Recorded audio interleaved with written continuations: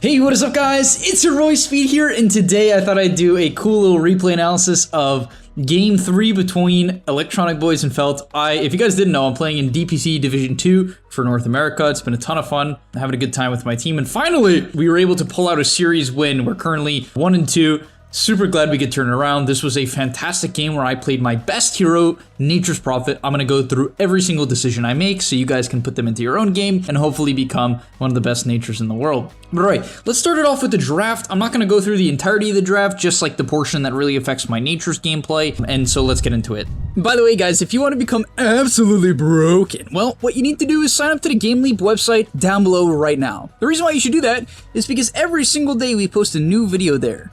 Content that you simply just will never get on YouTube, we post every single day to the website. It's really top tier stuff. I'm very proud of what I make over there. We also have other creators, many of my great friends who are top tier Dota players, creating guides about different heroes, different roles, different items, skill builds, talent builds, everything you need to know to get to the next rank. So if you feel a little bit lost, you're a little bit stuck, click the link down below. I'll see you guys there. And now let's get into the video. We picked Tusk Natures. This is honestly a great response to the Bane. I'm even a little bit surprised they picked the Bane, considering I think they probably had a feeling we were going to pick Natures again. They gave it to us the game before. I did well. They gave it again, and Natures is good against Bane because you can wake up from Nightmare. The treants naturally actually let you trade with a hero like Bane where most heroes can't, and Tusk Tag Team also lets you trade with a hero like Bane when you usually couldn't. So we have a very nice lane against Bane, and his game struggled as a result of this, at least his laning stage. However, Phantom Lancer, which is what they picked into this, right? So the order was Bane,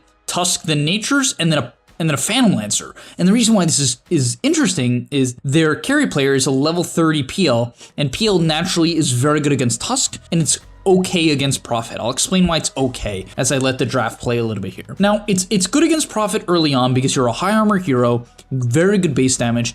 You even can run at Prophet. If you have something like a Grimstroke PL, it's actually pretty hard to lane. I've had to lane against it before. It's not so fun. But something like Bane PL is not bad for me in lane. So when they picked this lane, I knew for a fact my lane was going to be good. I wasn't going to have a hard time because PL can't run at Prophet early on, and we have good heroes against Bane. So right then and there, I actually was kind of questioning their PL pick a little bit. I actually think they would have been much better off picking something like a PA, which could actually help the Bane trade. Because if they pick PA, then anytime Tusk goes on Bane, PA can shift over, help out. PA has high armor, she is blur against a purely physical damage lane, and it jumps on top of Prophet as well. It's also good against Prophet in the mid game. I actually think it's better because it goes like Basher and can pick you off in the side lanes. So I straight up think that this is like not a great pick in my opinion.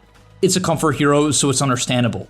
As the draft moves on, they went for a Spear Breaker, clearly committing relatively hard to the idea of countering me. It's also a top meta hero right now, so it's a pretty reasonable pick, but this naturally deals with Prophet Split Push, just giving vision of him and preventing BKB TPs out. After that, they went for Mars, which I can't say I fully understand why they picked it, in terms of like against our heroes, but Mars is just a very popular hero right now. It creates space, it has a good lane, so it makes a lot of sense. It's also a very good hero against Prophet, as it's very hard for Prophet to kill Mars. Mars can kill Treants. Early game, if you TP into a fight against Mars and you get stuck in arena, you have no good way out. So I actually really dislike playing against this hero as Prophet, but you know, it wasn't too bad this game. I actually didn't interact with him very much. I dodged him for the most part, outside of, you know, unavoidable team fights. And finally, they picked Batrider, which was, this is like looking at this game, it's such an awful Prophet game. I don't like the core matchups whatsoever. I don't like playing against PL. The lane is fine, but the mid game and late game is not great. Mars, not great. And Batrider, this matchup is particularly bad. I despise this matchup. It might be my least favorite Nature's Prophet matchup in the game, and here's why. He goes bots, right? He goes first item bots, so he naturally hard counters split pushing in that regard. He flies over trees, so you can't hide in trees. He flies out of Sprout and into Sprout. And in the mid game, Prophet heavily relies on BKB TPing out in order to split push and just fight in general, and Lasso counters that. So this matchup is very brutal, and I had to play quite careful this game. In fact, I got picked off a few times. So I'll talk about like those situations. But nonetheless, let's get into the gameplay. We last picked Pango, which we just thought was good here. It's a good hero against PL. for the AoE damage and AoE stun. It's good against Mars because Mars gets a very late BKB, so it can just kind of get through arena, deal with Mars, and it has a good lane against Batrider because it can basically always disengage.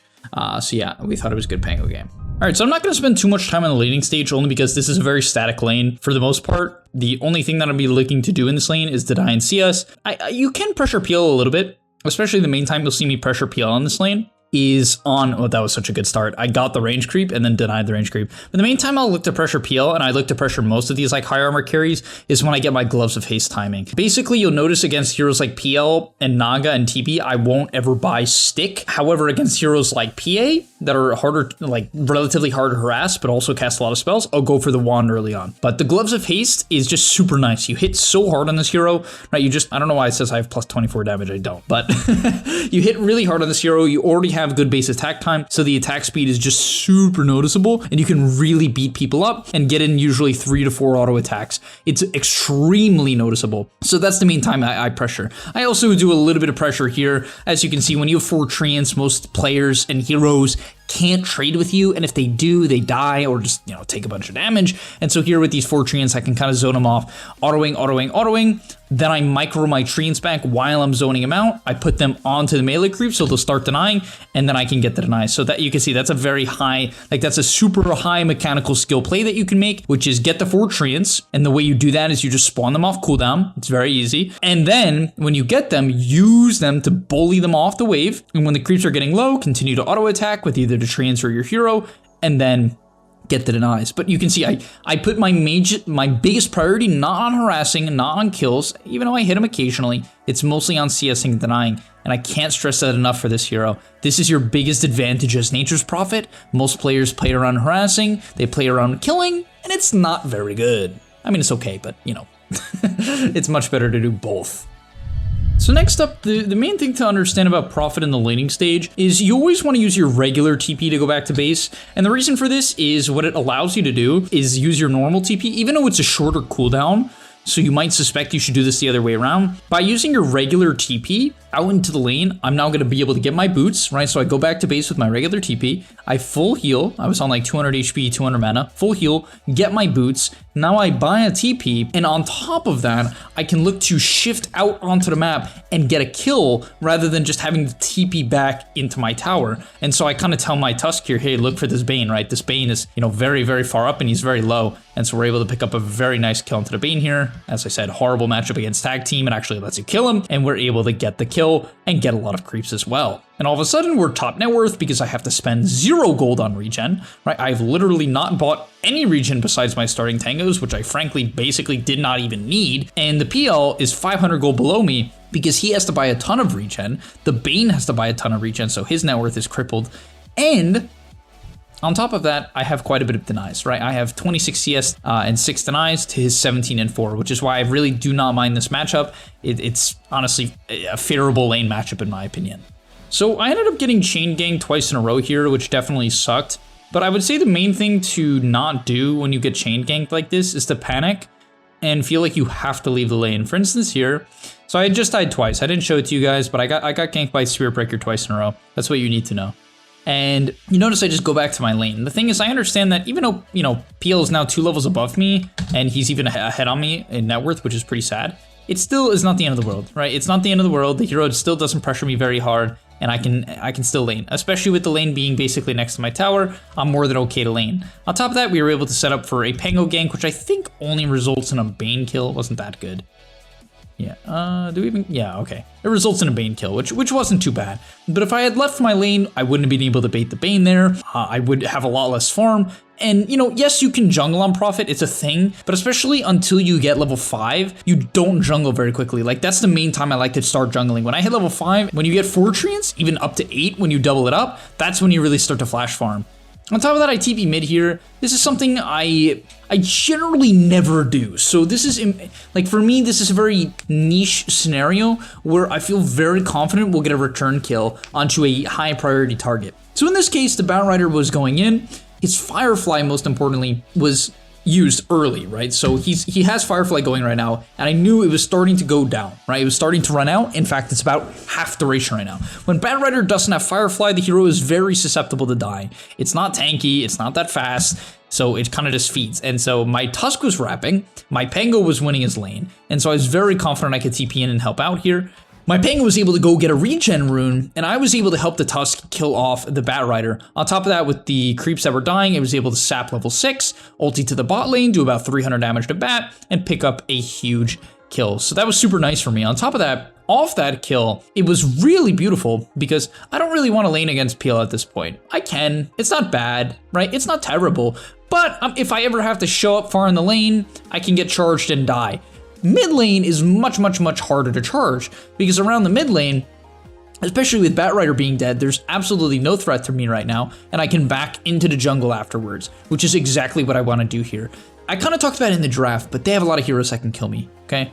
Mars kills me, Bat Rider kills me, they just have heroes that naturally kill me. Spirit Breaker ganks me, and so I have to play very defensive this game. I have to play a counter initiation kind of style of Prophet, even here, right? Look at this clip here. Look at my positioning. This is all intentional, right? So I clear this wave. I feel a little comfortable. I see Bat Rider even take a step at me, even a step. I even knew he had no lasso, and yet I still am gonna have the discipline, I would say, to retreat. Just back up a little bit, not too far, just a little bit, just in case Spirit Breaker's in the area, just in case. Now my team started shifting over, so I didn't feel in danger anymore, but just in case. And yes, actually I was getting charged, so I'm really glad I did back. I did prevent the potential gank. Moving ahead, I make some stacks for my Sven. I wanted to basically continue to farm, so as you can see, like, I don't want to go bottom. It's very awkward. You know, this guy can easily pressure me. He can kill my treants. So even though I'm quite a bit ahead on him in net worth, I think I'm 1,000 gold ahead. I'm very far ahead of that guy. Even though that's the case,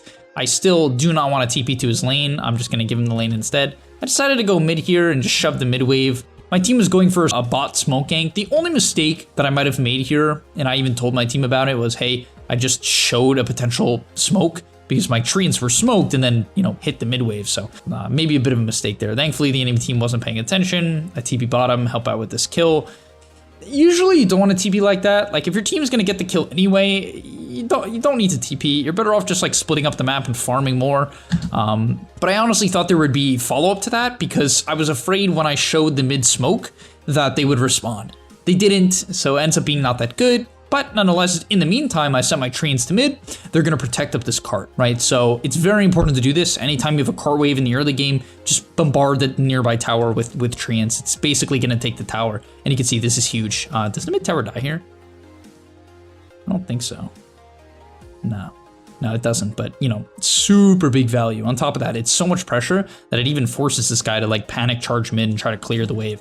In the meanwhile, because we ganked this Mars, I'm able to go bottom. So that Mars gank was like huge because not only does it just kill the Mars, it also frees up the bottom lane for me. And he ends up running at me a little bit here, whatever. Fight breaks out. These are not the fights you want to take. So these are the grief fights. Why are these the grief fights? Okay, I want to make sure you guys understand this for Prophet. These are the grief fights for a couple of reasons. Okay, number one, my Tusk has no ult. Number two, Tusk has no tag team. Number three, Pango doesn't have ulti. I think even Grim used most of his abilities at this point. So my team has no abilities, okay? That's the first thing to understand. You might be like, Speed, how would you know that? Just pay attention to what's been happening. If the fight's been going on for about 5 to 10 seconds, you should assume your team doesn't have a lot of abilities. That is not the time to TP in almost always. On top of that, in the early game without Orchid, if you don't have your ulti, you don't do very much when you TP in unless you manage to sprout and trap someone in treants, which is not very easy to do. And so essentially, I don't show up to this fight. Instead, I see this as an opportunity to go to the top lane. Even though they have heroes that very easily run at me and pressure me, if they all show bottom and use their resources, I can try to get to the top wave. It's actually still dangerous because of Bat Rider bots and the fact that Spirit Breaker is Spirit Breaker, but they don't react and I'm able to farm it up. These, on the other hand, are the fights that you do want to take.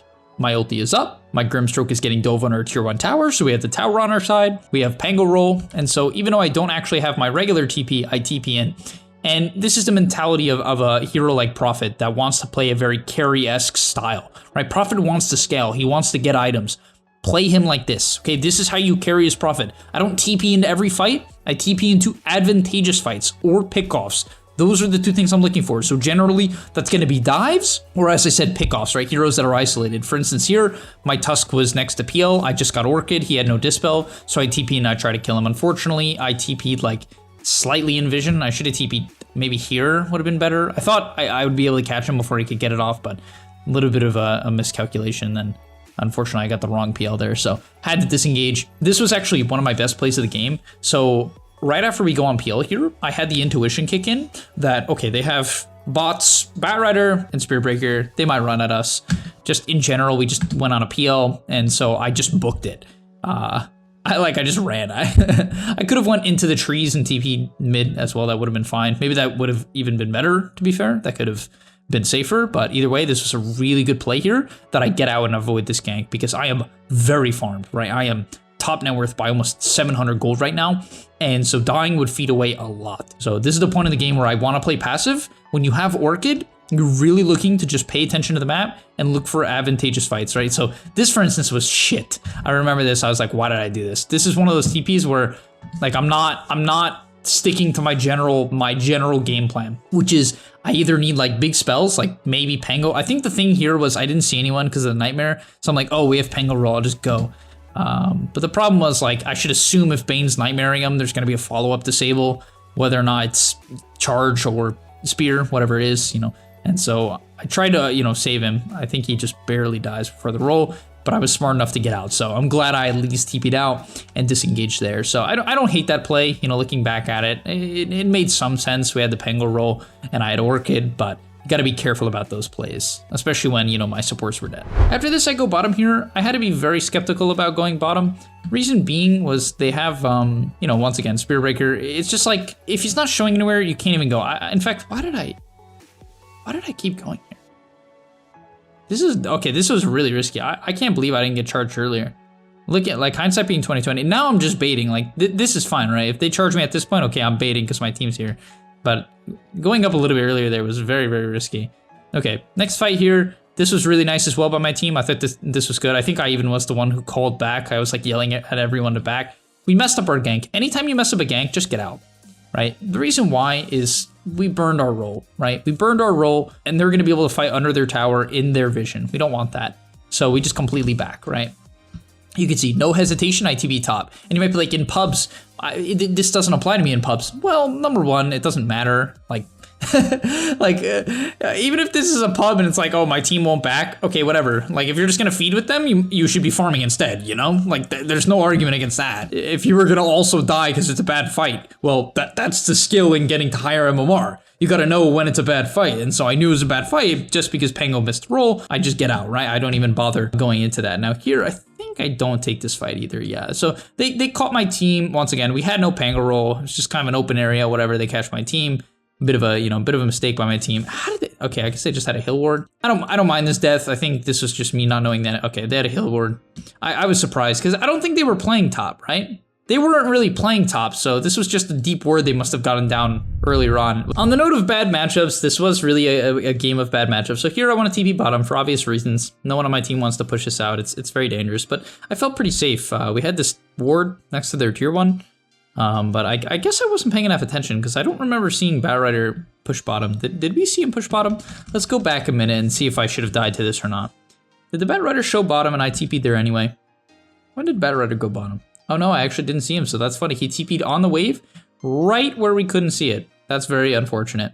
Because that ward would have spotted him if he TP'd a bit earlier, but he didn't. So I was like, I can't believe, you know, this guy was behind me, but the Batrider was waiting in the trees for me to do this, which is kind of wild, because then the Spearbreaker TP'd in, and I died. I was like, what?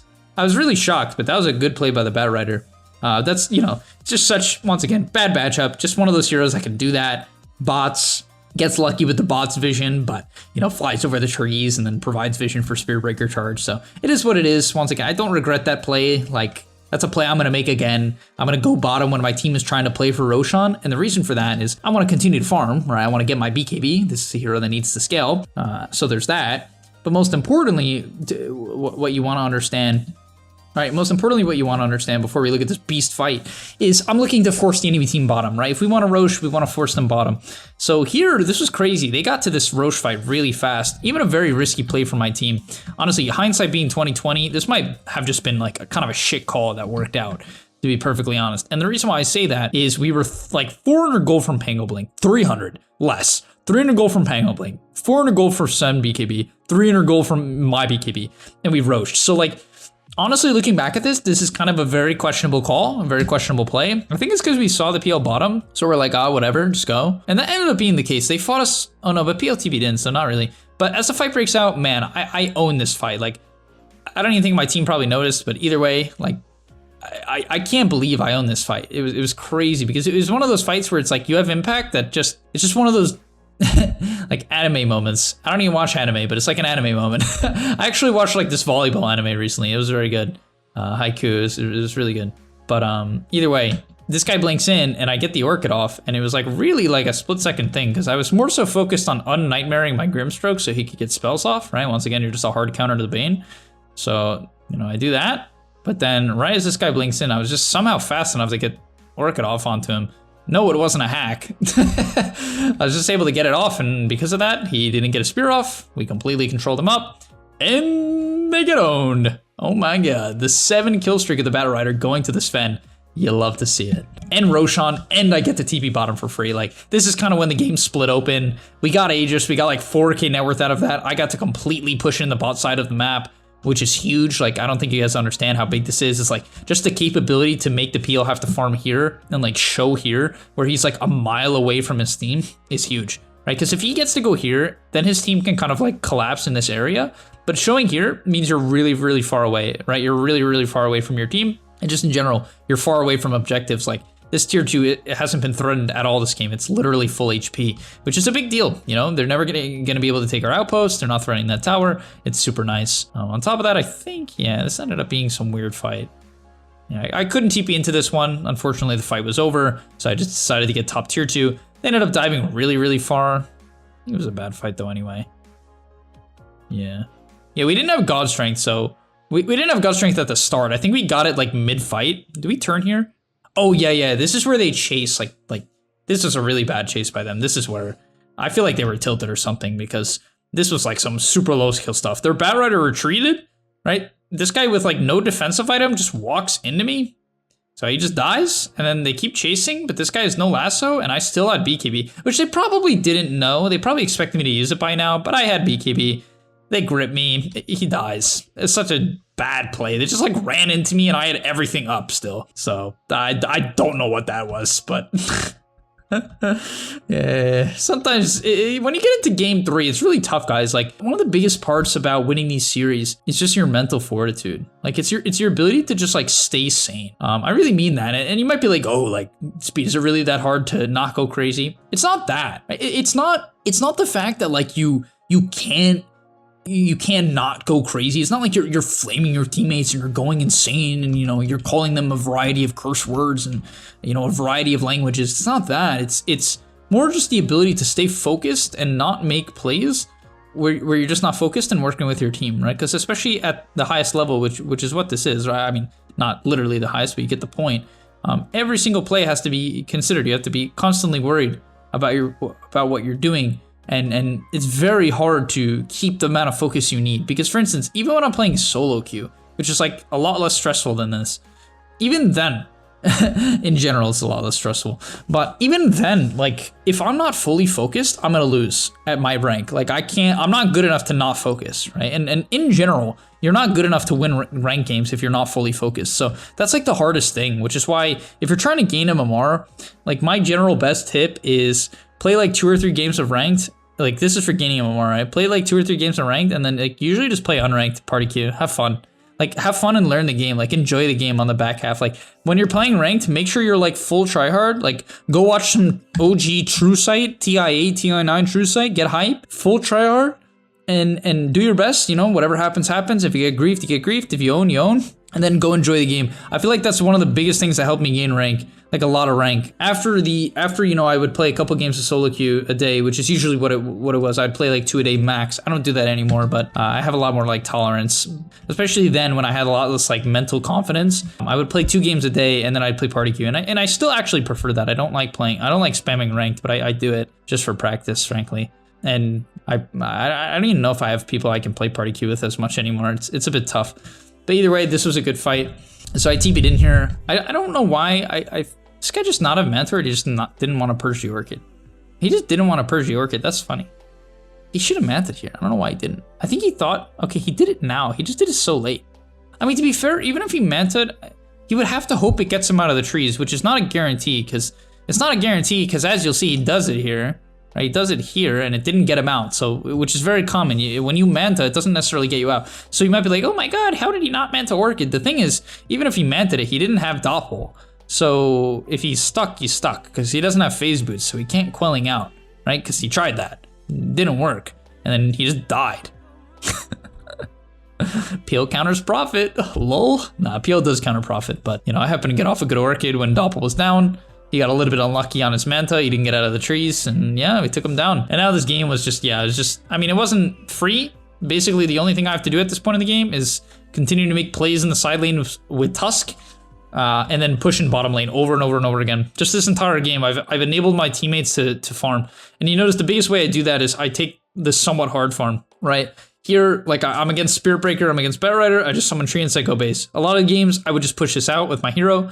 I would clear it quickly. In this game, I just treants, right? Over and over again, over again. Which is why, even in games where they have heroes that clear the treants easily, I still take the 5 treants summon talent, because in the situations where you can't show, but you need the capability to quickly shove waves, if you take the attack speed, you just can't do it, right? The 5 treants talent really allows you to just wipe through waves with only treants, which is why I'm such a big fan of the talent. I think it's a must take over the attack speed every single game. I don't know what this guy was doing. He was on something. But that guy was tilted. He was, I feel like he wasn't trying, I don't know. Either way, over and over and over again, just sending treants down bottom. You can see the PL, like during the entirety of the game, it just continues to show at this portion of the map. And what does that tell my team, guys? It tells my team that they can play on this top ward. Like, look at our top ward, look at our mid ward. This is what we can do, right? This is where we can play.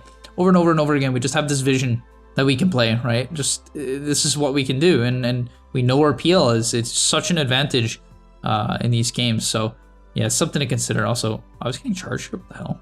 Oh, thank God I got out.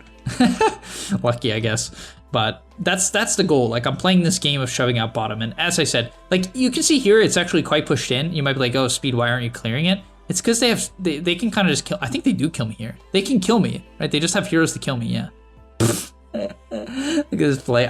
It's actually a bad TP. So, you know, like, just because, even though I kind of just assumed they weren't here, but I shouldn't. I should just play it safe, TP deep, and then wait for trains to come up. So this was pretty bad by me, but I think they died for it, or at least Bane did. Good play by them, honestly. I respect that play. They had to do something like that. They had to make a play like that to try to free up the map. But good play by my team here, where they get a kill bottom, and then they don't give up pressure, because we're still ahead. Even with me being dead, I think they feel confident they could fight. And we have such good vision right now. Like, our vision was A1 this game here. Like, literally, we have the God wards, we have multiple deep wards, we have complete control of this like mid area. So even if like I'm dead, my team just has, we're gonna get the jump, and we're able to get it down a deep ward here and jump this PL. So, you know, have a Sven, easy kill onto the PL, pretty easy to find the real one, and we take him down. So really well done by my team, continuing to play the wards, not playing the bottom side of the map. Most 3K, 4Ks, 1Ks, 2Ks, even 5K, 6Ks, they would have gotten that Bane kill, and they would have like bulldozed down bottom instead of getting back to the mid portion of the map, and they would have given up their control and given up their wards just because Prophet's dead. And yes, I'm important. Yes, I'm the second highest net worth. I think I might have even been highest net worth before my death. Even with that being the case, vision is vision, guys. Vision dictates the mid to late game. It does. These pro games, the vision game is like unbelievably huge. Like, position 5 players can carry games with a good ward or two that doesn't get dewarded, or, you know, a couple good D-wards in combination with that is what really can change a game. Yeah, as you can see, I'm just pushing in bottom here. There was no rush. We didn't want to go high ground too early. They have really good high ground defense. Lasso and Spear of Mars makes it brutally difficult to go high ground. We don't have the best high ground heroes. Sven is kind of shit because if he got strengths, you just kind of kite it out with like Nightmare and Spear and Lasso and Charge. So it's rough. Prophet is not good at going high ground. You're just squishy. No disengage, treants get obliterated. So all you can do at this point in the game as like a Prophet is just play it slow. All I'm really looking to do here is farm up my next item, and most importantly, farm my level 25, which is at 2.5 times treant damage and HP. My God, this talent is good. Like, this talent, unbelievable. It's just, God, God, it brings tears to my eyes every time I hit level 25 on Nature's Prophet. But yeah, as you can see, I'm just farming. Obviously, as Nature's Prophet, you don't need to be close to the fight.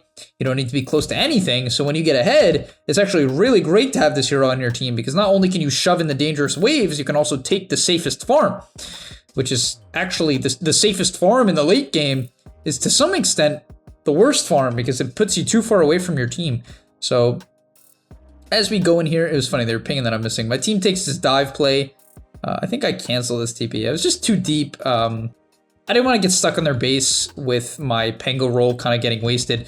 Especially when you go high ground, if your initial jump goes poorly, you kind of just want to meh the fight. And that's what happens. We overextend, fight goes poorly. So I just TP top, cleared top wave, send treants mid, clear out mid, and just work on my 25 again. And now I hit 25, and it's a very easy game plan. What you want to do when you hit level 25 is find the safest wave and just cut it with treants. That's it. Because when your team dies or when you're level 25, the goal here, which most people don't understand, I'm giving away my top tier secrets here. God. Nah, I mean, this isn't like, you can just watch a replay and understand this, but either way, the secret here is that you don't want to TP and like instantly go for buildings. That's the mistake that most people make when they're trying to rat. They go for like the throne right away or the racks right away. They just instantly try to run down the closest lane, like TP top here. That's how you feed, because what people are going to do is they're going to push out the wave that's closest to their base on average, right? Not always, especially as, you know, the higher MMR you get, the less that's the case. They'll try to pick you off more. But here, right, the Bat Rider's going to push out top. Someone's going to push out top. I don't want to go top, right? They're going to clear it. They're going to clear my treants. Bat Rider can kill level 25 treants. Another reason why it's a shit matchup. But either way, I just summon treants and I run. Like, I just want to get out of vision. No chances. They'll easily clear the wave. Even Spear Breaker. He's trying to kill him here, but he's just dying to them, which is just so great. He's just like, yeah, no, yeah, I'm done with this. I'm not doing this.